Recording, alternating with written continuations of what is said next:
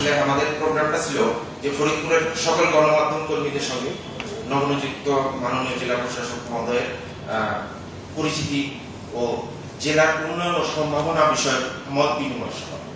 তো এখানে আমরা কিছু অনাকাঙ্ক্ষিত পরিস্থিতি দেখতে পেলাম যে আমরা রাষ্ট্রকে সম্মান করতে জানি, রাষ্ট্রের সম্মানিত চেয়ারে আসীন সম্মানিত ব্যক্তিবর্গকে আমরা সর্বোচ্চ সম্মান করতে জানি। এটা আমাদের পারিবারিক শিক্ষার অংশ, এটা আমাদের সামাজিক শিক্ষার অংশ এবং এটা আমাদের সাংগঠনিক শিক্ষারও একটি অংশ।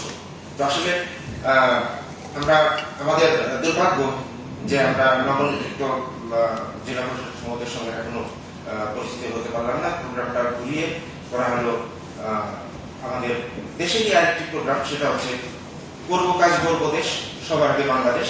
আমাদের মাননীয় প্রধানমন্ত্রী জনাব তারেক রহমান যে স্লোগানে বিএনপি সরকার রাষ্ট্র পরিচালনার জন্য যে ইশতেহার ঘোষণা করেছেন, সেই ইশতেহারের ব্যাপারে আমরা আলোচনা করছি।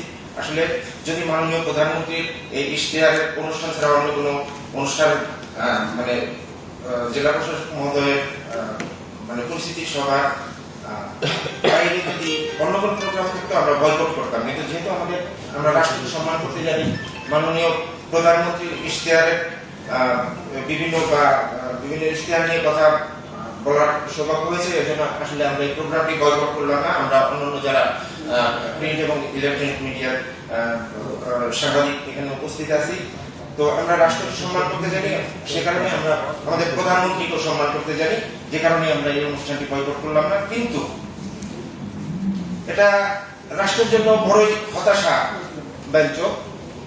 কারণ কি, এখানে আমরা দেখলাম যে আমাদের মাননীয় প্রধানমন্ত্রীর ইশতেহারের কিছু অংশে দেখা গেছে রাষ্ট্র ব্যবস্থার সংস্কার, গণতন্ত্র, জাতি গঠন। আসলে তারপরে দেখলাম সহিংসতা ও দুর্নীতি প্রতিরোধ, তারপরে দেখলাম বৈষম্যহীন আর্থ সামাজিক উন্নয়ন ও টেকসই রাষ্ট্রীয় সক্ষমতা অর্জন, তারপরে দেখলাম ধর্ম, সমাজ, ক্রিয়া, সংস্কৃতি ও সম্প্রীতি সুদৃঢ়ীকরণ, ধর্মীয় সম্প্রীতি।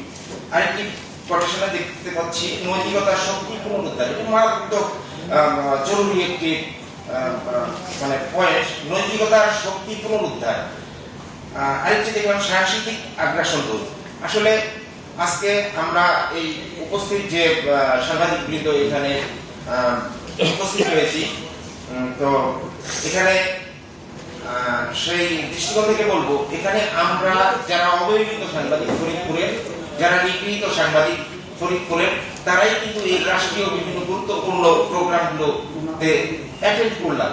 কিন্তু যেখানে ফরিদপুর প্রেস ক্লাব, আসলে কথাগুলো বলতে চাচ্ছিলাম না, কিন্তু আসলে প্রাসঙ্গিক হয়ে গেল বিধায়ক কথাগুলো বলতে হচ্ছে।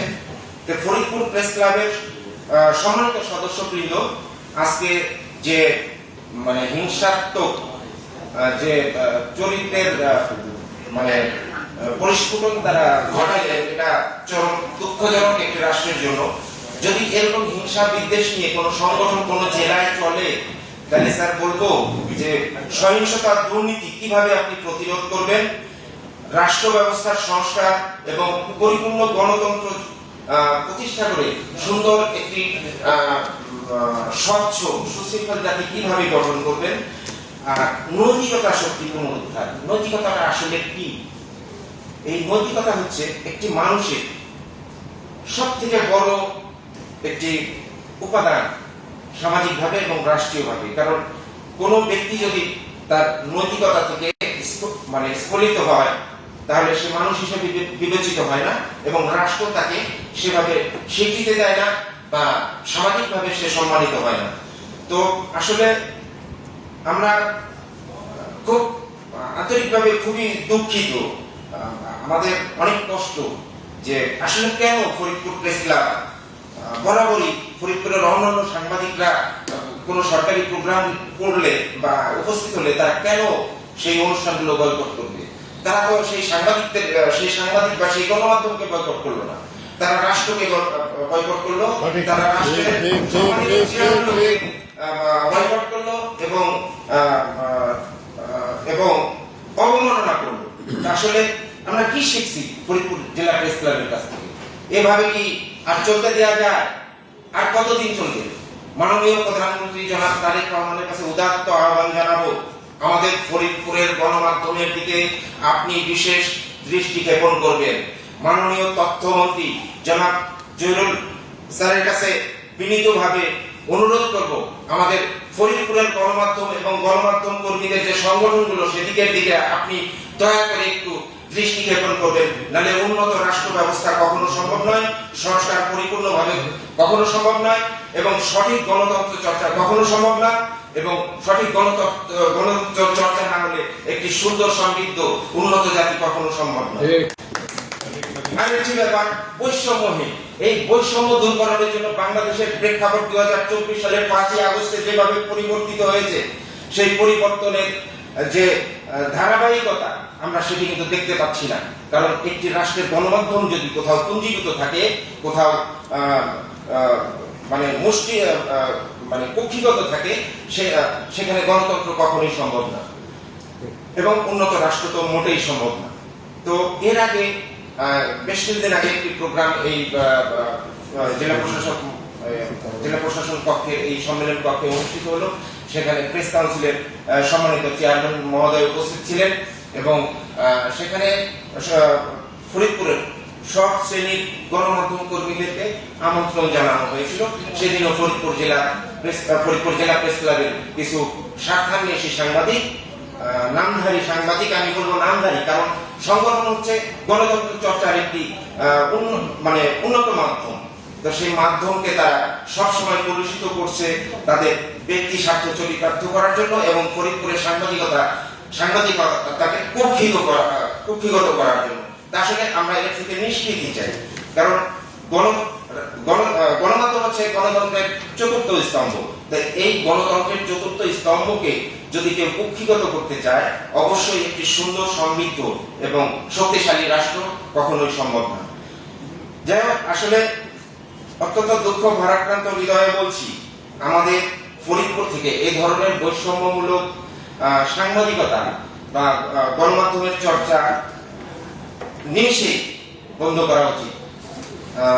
মাননীয় জেলা প্রশাসক মহোদয়কে আমরা এখানে উপস্থিত যে সাংবাদিকবৃন্দ আছি তারা সবিনয়ে নিবেদন করব যে আপনি আজকের ব্যাপারটি অবশ্যই আপনি যথাযথভাবে, নিরপেক্ষভাবে, স্বচ্ছভাবে মূল্যায়ন করার চেষ্টা করবেন এবং ফরিদপুরে তাদেরকেই সাংবাদিক হিসেবে স্বীকৃতি দিবেন যারা সব সময় আপনাদের এই প্রোগ্রামগুলায় অ্যাটেন্ড করে স্বার্থের বাইরে থেকে, কোনো ধরনের কোনো ক্ষমতার আশা করে না, কারো কোনো চেয়ারের সঙ্গে ব্যক্তিগত সম্পর্ক রক্ষার জন্য তারা এই অনুষ্ঠানগুলো অ্যাটেন্ড করে না।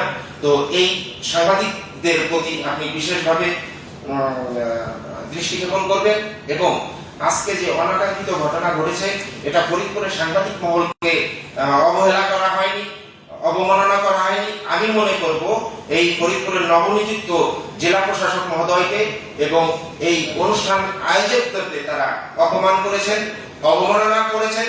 আমরা ফরিদপুরে এ ধরনের অবমাননাকারীদেরকে